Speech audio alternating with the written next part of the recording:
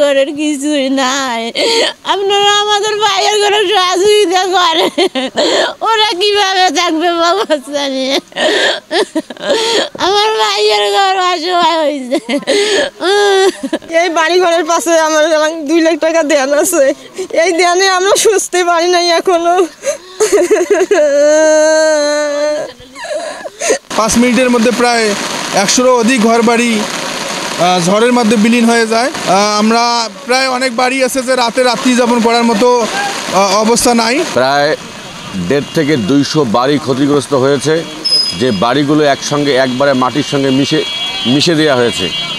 এবং আমাদের এই টর্নেডোর আঘাতে অসংখ্য মানুষ, প্রায় 12-14 জন মানুষ ইতিমধ্যে উপজেলা স্বাস্থ্য কমপ্লেক্সে ভর্তি রয়েছে। পাশাপাশি আমাদের এই সকাল থেকে যাবত এত এখন প্রায় 12টা বাজে, 11:30 থেকে 12টা বাজে, প্রশাসনের কোনো লোক এখন পর্যন্ত এখানে কোনো রকম যোগাযোগ, কোনো হস্তক্ষেপ কিংবা পরিদর্শন, কেউ এখানে আমাদের সঙ্গে কোনো যোগাযোগ রাখে নাই। 8টা-8:30টার দিকে ঘূর্ণিঝড় এসে বাড়িঘর ভাঙচুর হয়ে গেল, বড় করে উড়িয়ে নিয়ে গেল ঘর। এখন আমাদের থাকার মতো কোনো আশ্রয় নেই। এখন গরু বাছুর ধরি খুব সমস্যায় আছি। এখন যদি বর্তমান সরকার যদি একটু সহযোগিতার হাত বাড়ে তাহলে একবার, তাছাড়া আমাদের কোনো উপায় নেই। ভারী বর্ষণ এবং আকস্মিক ঘূর্ণিঝড়ে আমাদের ভোটমারির এই শ্রুতিধর মৌজায় যে পরিমাণে ঘর বাড়ি ক্ষতিগ্রস্ত হয়েছে সেটা আমি সরেজমিনে দেখলাম। এটা আসলে খুবই মর্মান্তিকভাবেই ক্ষতিগ্রস্ত হয়েছে। বাড়িঘর প্রায় মাটিতে ধসে গিয়েছে, গাছ পড়ে কিছু মানুষ আহতও হয়েছে। তো আমরা তাৎক্ষণিকভাবে উপজেলা পরিষদের অপ্রত্যাশিত খাত থেকে কিছু আর্থিক সহযোগিতা দিব।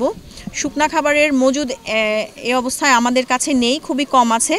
যারা একেবারেই নিডি তাদেরকে আমি দিতে পারি, খুবই স্বল্প পরিসরে এটা দিব।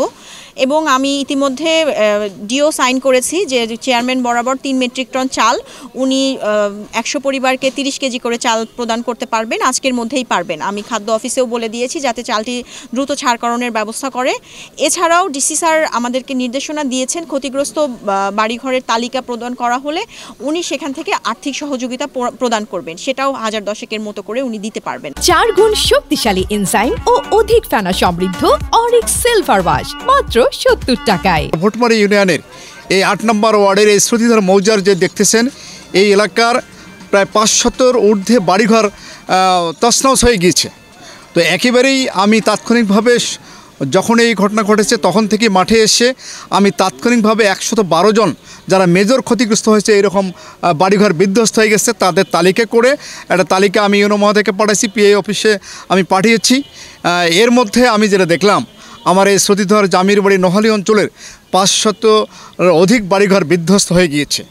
তো অন্যান্য বারে দেখা যায় যে ফসলের ব্যাপক হানি হয়, কিন্তু এই এলাকায় এবার ফসলের কোনো হানি হয়নি। কিন্তু একেবারে আমাদের যে পুরনো বস্তি, এই যে বিল্ডিং ঘর দেখতেছেন, এই বিল্ডিং ঘর সহ টিনের ঘর সহ একেবারে ব্যাপক ক্ষয়ক্ষতি হয়ে গিয়েছে। এটি অত্যন্ত শোকাহত আমার এলাকাবাসী।